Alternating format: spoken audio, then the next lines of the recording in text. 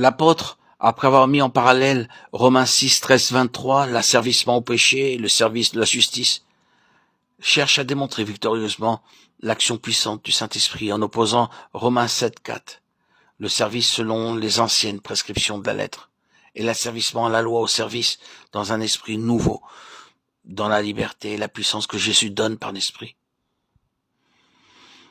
Dans les passages de Romains 7, 14, 25 et 8, 1, 16, l'apôtre achève sa pensée, et c'est par le moyen de ce contraste qu'on en vient à comprendre clairement les deux états d'âme que présentent ces passages. Chacun de ces états est accompagné du mot qui donne la clé de la vie qu'il décrit. Dans Romains 7, le mot loi est répété 20 fois, tandis que le mot esprit ne se trouve mentionné qu'une seule fois. Dans Romains 8, au contraire, nous trouvons que dans les 16 premiers versets, le mot esprit revient 16 fois. Nous avons là un parallèle frappant de la vie chrétienne encore sous la loi et de la vie chrétienne par l'esprit. Paul avait déclaré hardiment non seulement que nous sommes morts au péché, affranchis du péché pour servir à la justice et à Dieu, Romains 6, 11, 18, mais encore que nous sommes morts à la loi sous laquelle nous étions retenus, afin que nous servions Dieu dans un esprit nouveau, et non plus selon les anciennes prescriptions de la lettre, Romains 7, 6.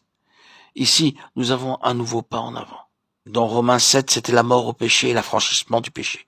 Dans Romains 8, c'est la mort à la loi et l'affranchissement de la loi. Romains 7 parlait d'une vie nouvelle, Romains 6, 4 comme d'une réalité objective qui nous était assurée en Christ, tandis que Romains 8 nous parle d'un esprit nouveau. Romains 7, 6 comme d'une expérience subjective qui nous fait faire la présence du Saint-Esprit en nous.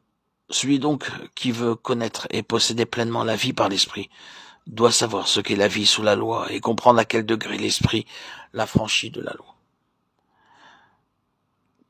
Dans la description que nous fait l'apôtre Paul de la vie du croyant encore asservi à la loi et qui cherche à l'accomplir, il nous signale 3 états d'âme qui caractérisent bien ces 3 mots, la chair, l'effort, la captivité.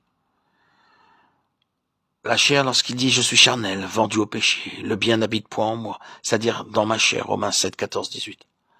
Pour comprendre le mot charnel, il faut se souvenir de ce que Paul écrivait aux Corinthiens. Pour moi, mes frères, je n'ai pu vous parler comme à des hommes spirituels, mais je vous ai parlé comme à des hommes charnels, comme à des enfants en Christ.